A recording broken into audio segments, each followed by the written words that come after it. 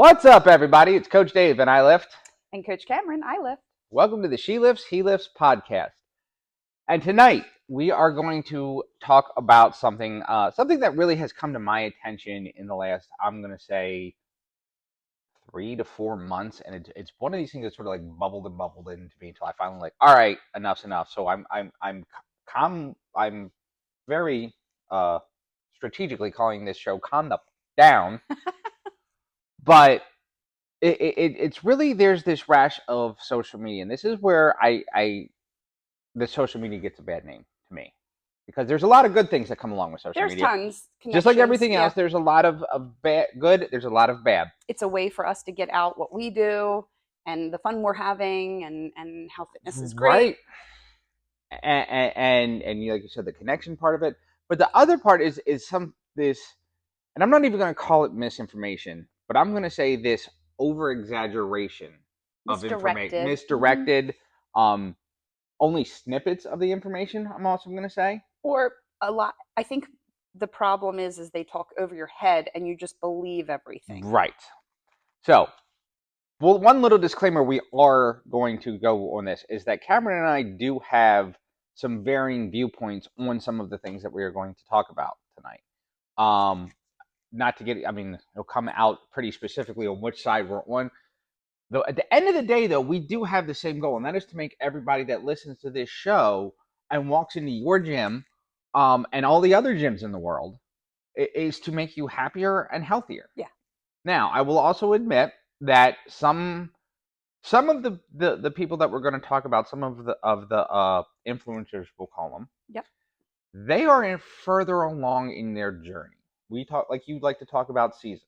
You're talking about a guy who's talking about, and just to give you a sneak preview of one of the first ones, is we're going to talk about almond milk. Who says almond milk is all of these negative things? Well, he's currently drinking, let's say, skim milk, which I know we're going to have problems with that too, but something that is on the healthier side. Mm-hmm. So yeah, he's cutting out the almond milk to go even to the next start.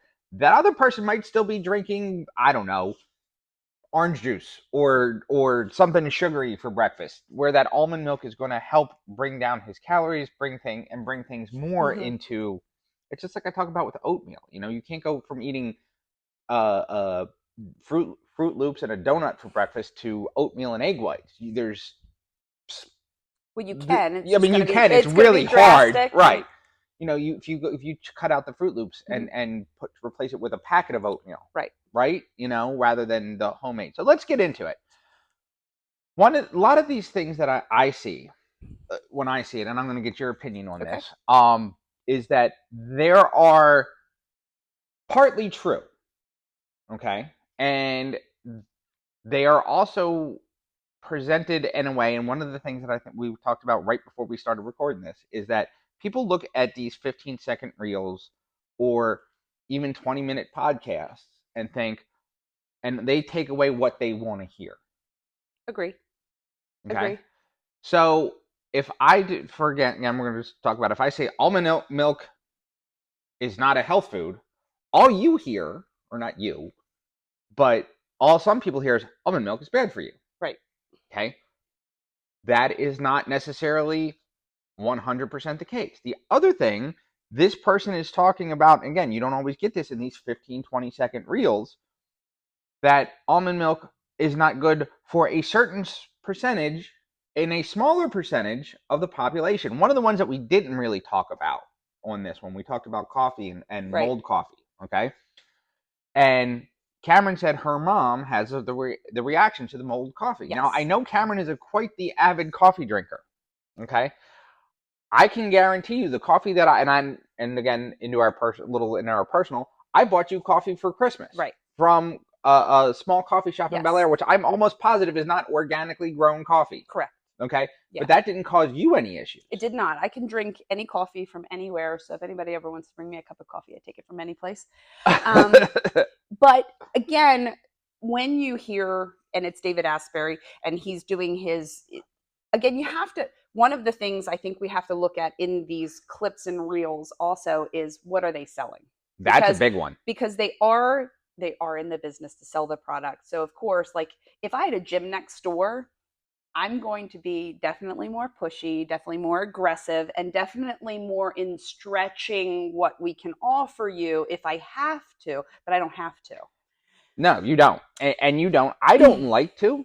Right. And we talked about that when we were Mm-hmm. planning this show, is because I don't like to. First of all, because I did it for so many years. Right. Being a car salesman, Right, right? right. And you're right. When I'm selling an Acura and I have an Infinity store right down the street, Right. I'm going to You're tell going to you, hard I'm going to sell. speak in some hyperbole. So Yeah. and not even necessarily hard sell, but I'm going to speak in a hyperbole that's going to make my product look better than the product down the Sure. shore. Guess what? Because I also know that the Infinity guy is going to do the same thing. Yes. So, but you also stand behind the product. I also, and this is right. kind of where I was going with David Asbury. Like, he's selling his Danger Coffee. He does stand behind his product. And he is somebody, if you go back and research, who was overweight, who was unhealthy, who all these things. And he did have problems with mold. And that was, but that was even one of the ones when we did the researches. I think that, and again, this is me being selective. So take that into consideration Sure. too, because I'm doing it. So I know they are doing it. He's talking about the things that he said. The thing that I didn't like about that particular one was that the only thing that I felt like was conveyed is coffee's bad for you. And I can see where you could get in that reel, Mm-hmm. he didn't mention the mold coffee. Or I'm sorry, the Danger Coffee. Right. He didn't mention that. It It was wasn't, just, it was basically of all the things that basically, let's say Dunkin' or Starbucks or grocery store Right. coffee has wrong with it. So let's go to, and the first one then where I really wanted to talk about was the almond milk. And the reason I like the almond milk is because I made that transition at least in some times. Okay. So sometimes I use Fairlife milk. I eat oatmeal every day for breakfast. I also know that's a big one, but we're not going to go there today. I sometimes use Fairlife milk, which is more filtered and has a higher protein content. When I'm cutting or I'm eating a larger protein in my breakfast, I cut that out and I replace it with almond milk because it is lower calorie. Okay. I do not think that almond milk is the end all be all of health. Okay. However, one of the claims that was made in this particular reel that I watched, and I'm going to if you go back and look throughout the week from last week's show till now, there some of these will be linked in our Instagram and Facebook. High fructose corn syrup and canola oil were used to make almond milk. Okay. Almond milk, and this is where I have a problem with putting all processed foods together. Sure. Okay, is almond milk is something you can make yourself. You can. Okay. And basically all you do is soak almonds in water overnight and strain it through a cheesecloth. If you want to make it sweet, you put some sugar in it. If you want to make it flavored, you put some flavoring in it. I went and I looked at 4 different, because I wasn't just going to pick one. Right.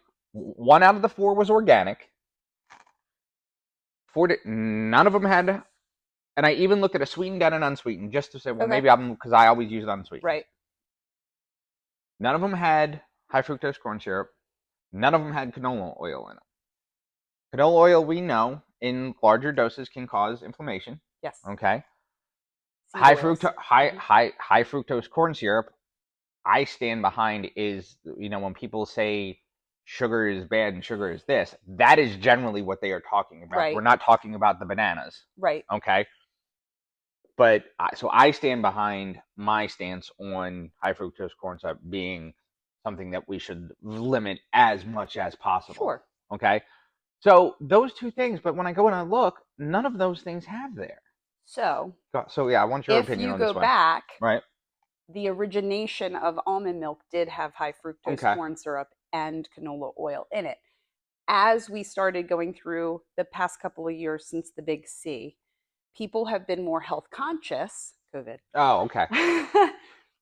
People have been more conscious and calling out, because if you've noticed, the social media platform has really spiked in the past 3 years. Well, yeah. Much more, because we needed it, because we needed to be able to still communicate when we couldn't see each other, etc. So it really took a fire angle there.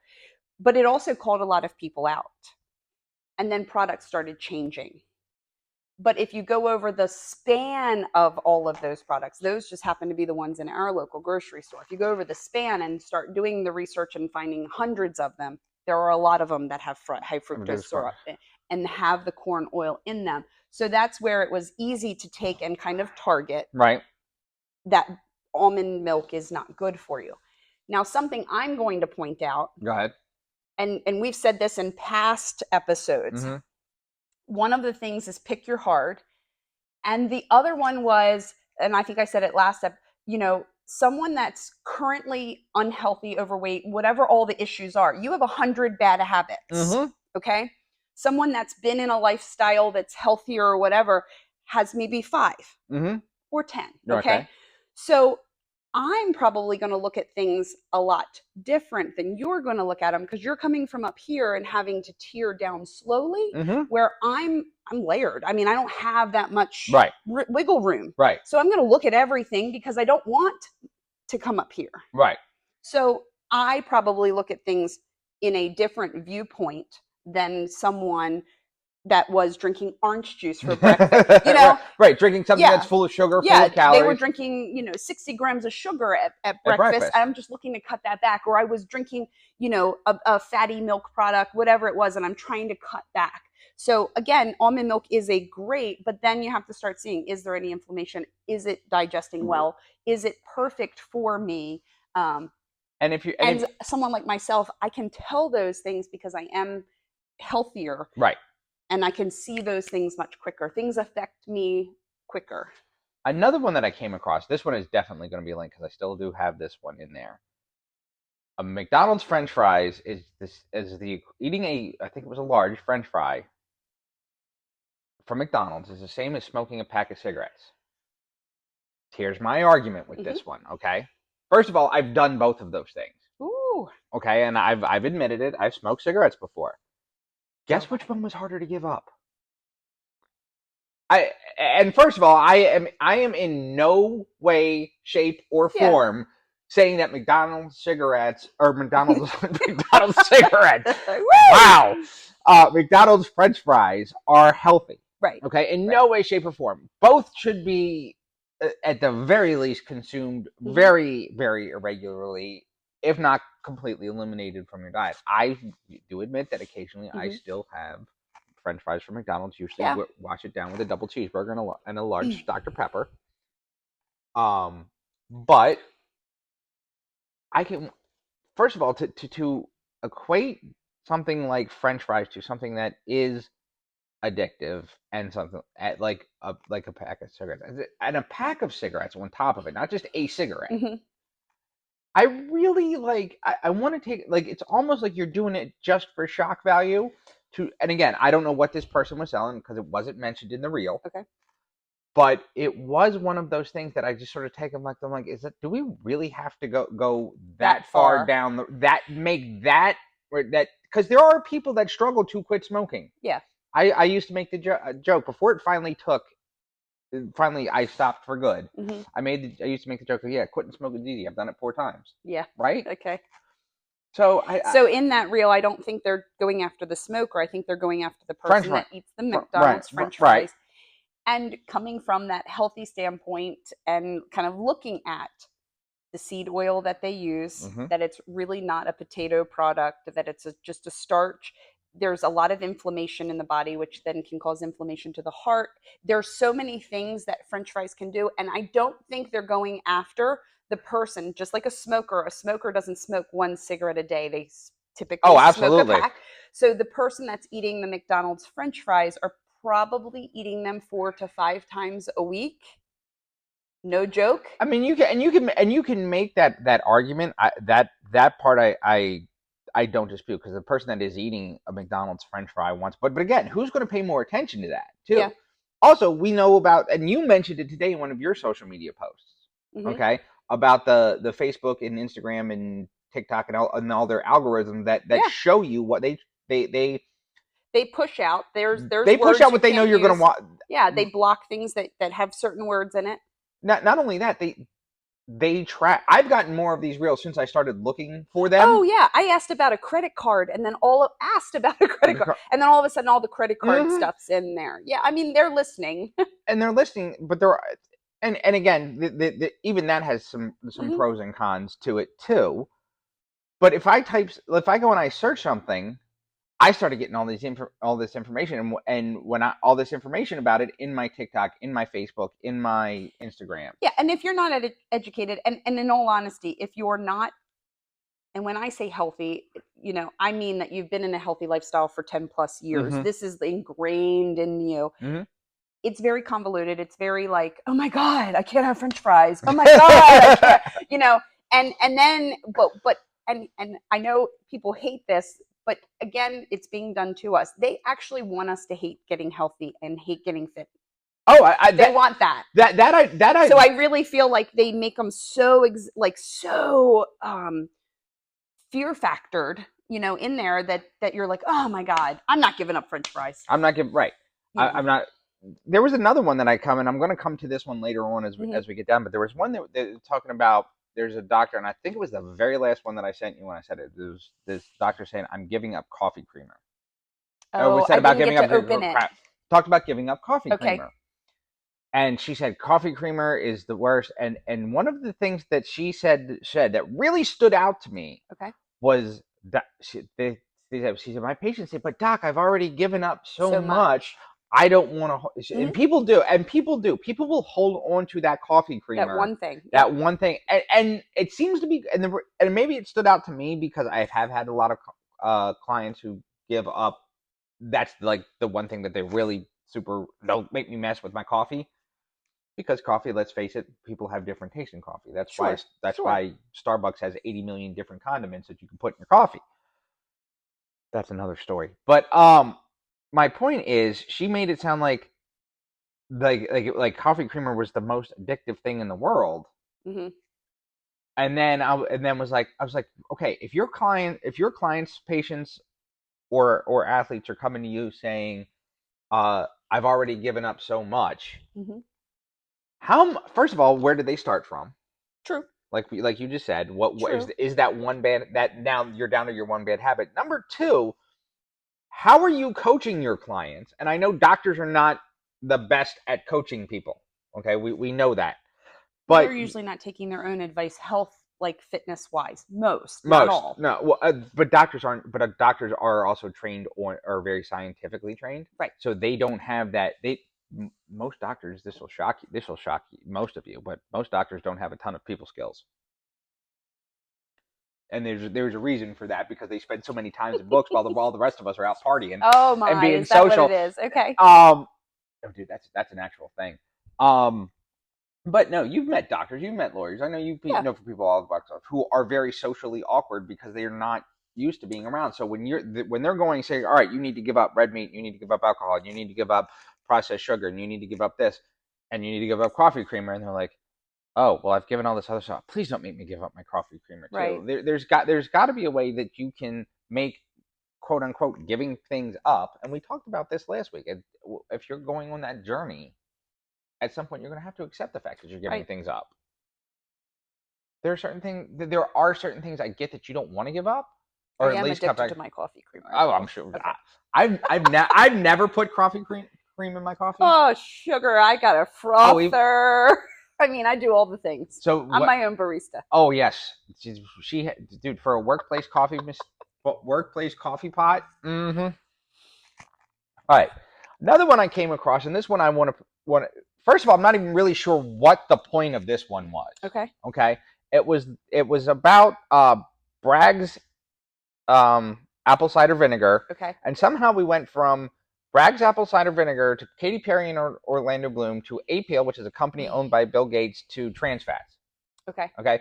First of all, the idea that trans fats aren't unhealthy, and I checked the date on this one too. Let me see how old this is, because this is something we've known for a long time. Yeah. The first time I ever heard about trans fats was in like 2009-ish, and they were a big thing because they were in a lot of they were in like Creamfield donuts and burger cookies. If you ever had burger cookies.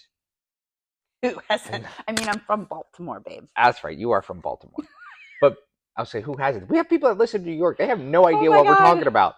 But I'll buy you a burger cookie, right? You haven't had a burger, but they're not as good anymore. Because they took the trans fats out. Just saying. They actually stopped making them. And I remember that being a big deal because of that. So we've known this for a while. So I went and checked the date on it. But the weird thing that took me, he said that Katy Perry bought the Bragg's apple cider, and then they partnered with APL, which is a company owned by Bill Gates. Yeah. So I did some digging. It is a company owned by Bill Gates. I On this one, I'm going to actually agree with you. Where I'm not very skeptical of anything that Bill Gates has his hand to in. But they are a company that tries to make preservatives for produce, make it basically giving your produce Last longer. last Yeah. longer on the shelf. But then you have to ask what it's doing to your insides if the fruit on the shelf isn't rotting and it's Right. going in your body. What's that doing? And that I agree with. Mhm. Okay. But this was the part that got me, though. He said APL uses polysaccharide or disaccharides and monosaccharides, which in their words are byproducts of oil production, and these are actually trans fats. Okay. So I think the word I think what they did was trans fat scares people. Right. And unfortunately, one of the things that it's But what are my point on this one was what are disaccharides and monosaccharides? well, people don't know that. People just in Exactly. general don't know. Right. They've got nothing to Yeah. do with fat. They're Right. sugars. Right. Okay. And monosaccharides are actually fairly healthy for you. That's the fruit that you find, the sugar Well, you find in because I fruit. think so it's made with the sugars, but it's also made with a seed oil I'm sorry, disaccharides. in there Right. that brings the trans fats up. That brings the trans fats up. And they say byproducts of seed oil. It was just a very long, and they used a lot of words and a lot of scary Yes. thing to make a point. And again, still not sure what the point was. And I even tried to take a dive into that, and I couldn't figure out what it was where they were going with all of this. So being someone that used to use Bragg's and Okay. doesn't anymore, Bragg's was always known as the most organic, the cleanest, keyword the cleanest. Once it was taken over and they started using Appeal products, that is filtering in to my product. So because you're not using organically the juice from the I mean, organically grown apples anymore. And so that the product looks different now. It doesn't have as much of the fog at the bottom. There's the kind of like the pearl that sits at the bottom. No, I actually did notice that because my dad got on a kick of that because this is where I'm kind of going with this. My dad is one of those people that doesn't want to change, so he will look for, as we talked about a couple weeks ago, the magic bullet. So he was convinced that drinking apple cider would take care of the diabetes. Yeah, which it will help significantly. So anyway, going back to that product, I think not if you're still eating donuts. It's not again, it's not going to, but yes. So with the appeal in the product, I think that was going more towards the holistic people, but everybody gets it in their feed, and that's one of the problems. Those people that use Bragg's and stood behind Bragg's for so long. I mean, I'd order it in because I couldn't get it at a store. It was, that type of product for me. And then you find out that they're putting chemical based fruits in there and you're just like, well, what the heck? So I hate to say, this one was designed to ruin that product. Oh, absolutely it was, because the closing line, he goes, what do you talked about, it had to do something with agriculture and land. I do know that much. But it was like using that, and it seemed to me, it was one of those things that when it goes back to my point, if you need to do to tear everybody else down to build yourself up, to build up your brand, that is one thing I try not to do in the advertising. Sure. I try to make my product sound great. I don't want to fault anyone for trying to make their product sound great. Right. But don't tear other people's down. Let people make the choice for them. You have to make the choice. I mean, people come to me all the time. I'm going to be working over here. I'm going to be doing this. Let me offer you another gym in another area that's closer to work. I mean, I'm not the end all be all. Right. We're not the end all be all. And I'm not saying I'm the greatest. I think I'm a pretty good trainer. I don't think I'm the greatest trainer that ever walked the face of the earth. But I think I do a good job. I also think I do a good job for what the market that I aim for. Okay. And I would hope that you would honestly turn someone down if you weren't the right fit for them. I'm sure if someone came to me and wanted to was let's say a high school athlete trying to get a college scholarship in soccer, I'm not your guy. Right. Okay. If someone wanted to be an on-stage bodybuilder, I'm not your guy. Right. If someone was getting ready for the Olympics, I am definitely not your guy. You're not at the Olympics? I don't know. I wouldn't even know how to begin to train him for about a quarter of those sports. I know, they're crazy. Crazy.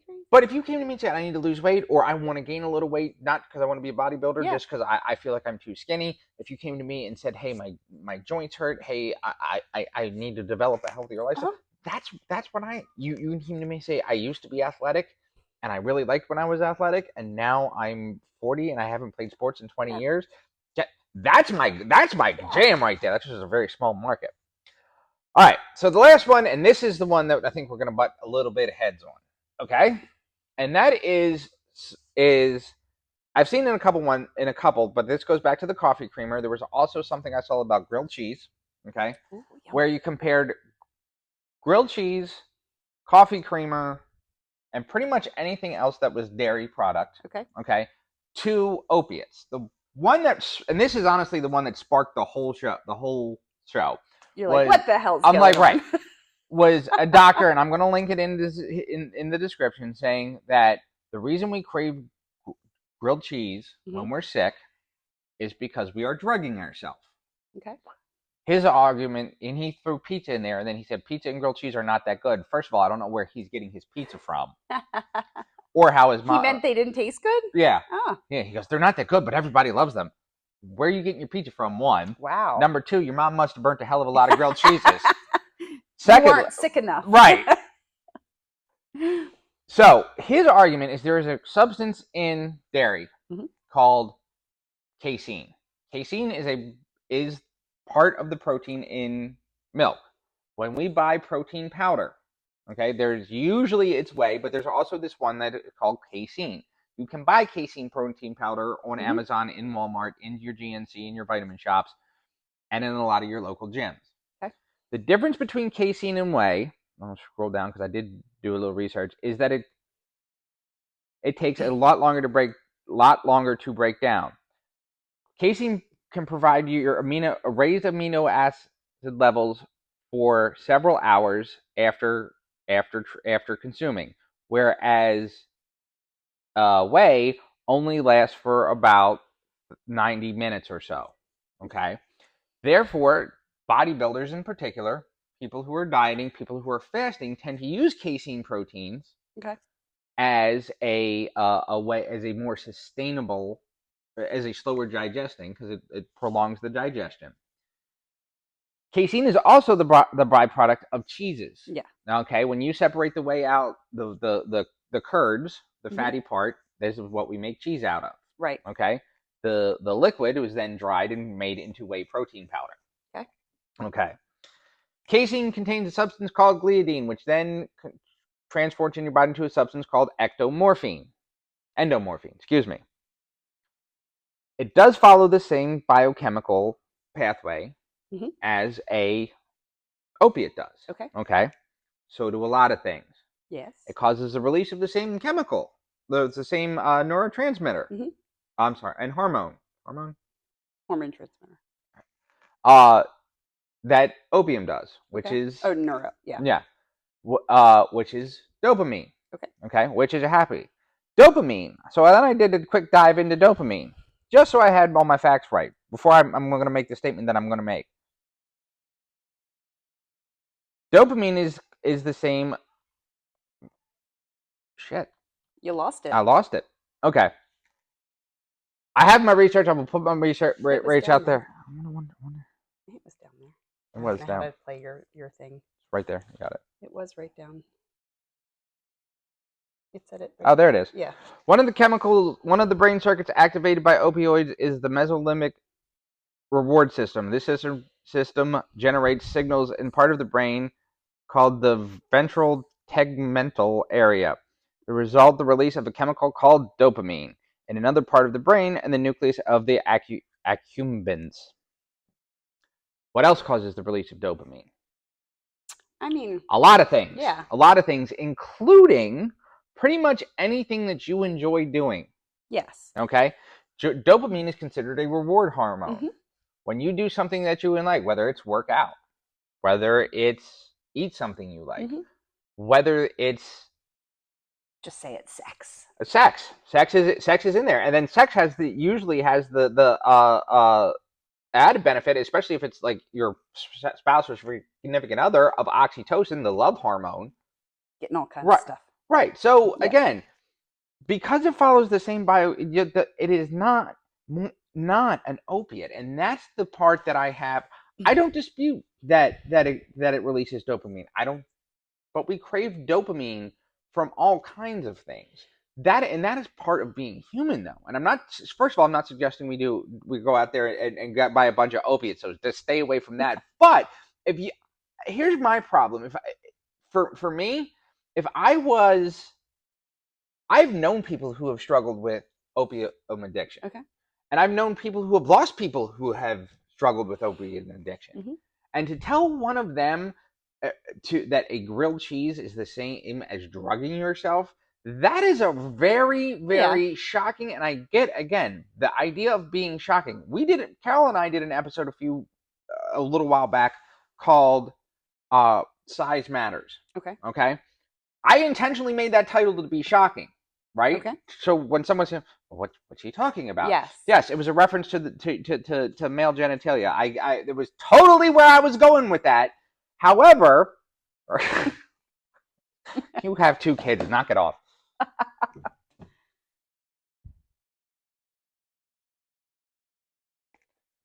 However, again, kind of no harm, no foul. When you put that out there, and when you put that out there, and like you said, I feel like the war is.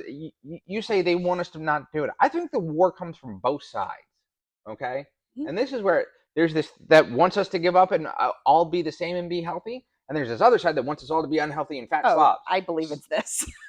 So We're fighting for that, but we're fighting for that, and there's some truth to that. But again, I feel like there is this huge, and maybe you're right, the fountain of misinformation that says things like that, and then now we don't know what to do, and we end up with this paralysis by analysis Mhm. because all we're trying to do is lose a couple pounds and enjoy our life a little bit better. Yeah, I'd have to look at the clip. I mean, what was his basis point of saying that cheese is an opiate? The basic point was that you should avoid cheese. You should Okay, avoid cheese I can make because the. cheese can be addictive. I So, don't disagree. so I like don't. there are people, and so then I again, even we're have coming a. out into I those even have little portions of the population, right. but this is talking to everybody and saying cheese is bad. Right, Yeah. and I even have a problem with the not as much of a problem because I get with the point. I just think it's the Hmm. wrong word. I think addictive is the wrong word when you Agree. talk about cheese. Okay. Okay, when I think of someone who's an addict, I think where it is ruining their life. And yes, you can make the argument that people who are, Hmm. but I guarantee you, people who are extremely overweight, cheese is not their Yeah. only addiction. Yeah. Right. Well, for a while they did and it's true. Sugar turns on the same receptors in your brain as heroin and cocaine. Like, so, but does it mean it's a gateway drug? And I think that's one of the things that stirs you in that, Uh huh. like it's a gateway. Like I'm gonna do cheese and then I'm gonna be doing Right. heroin. Right. I don't really think, I'm gonna end up with a and mattress on a again, trap house somewhere. we have to think of, you have to step back and say this is an advertisement ploy. I have to get my point across very short, kind of abruptly, and whatever. So I think one of the big points we were coming to is a, come and ask us. Oh, If you have a question, absolutely. come and ask us, but a grain of salt.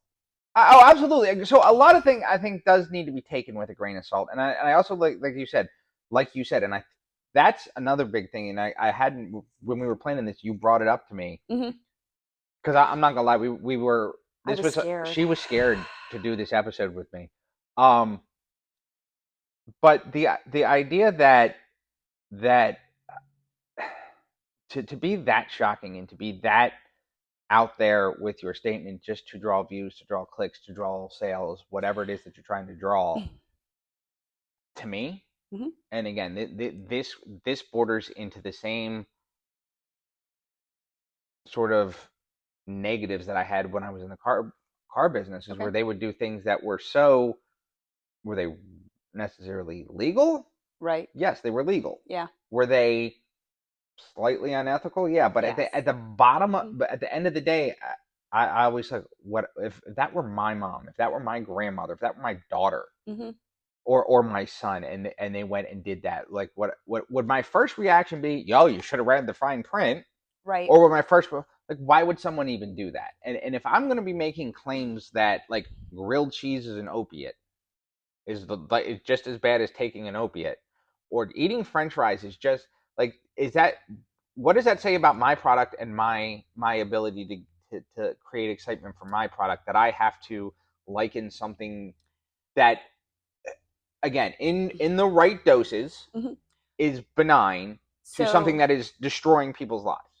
and I get that. But then I look at it from this approach. You and I are trying to be better people, Mm-hmm. and we're trying to make better people. Mm-hmm. And when you look at people, you get classified as, I trust you. I Mm-hmm. trust you because of how you speak, how you explain things, and how you do things. I don't think everybody trusts those people. I think that it's a shock factor, and it's maybe like, oh my God, I be doing this? Should I? Maybe it just starts stirring things so that they come to guys like us.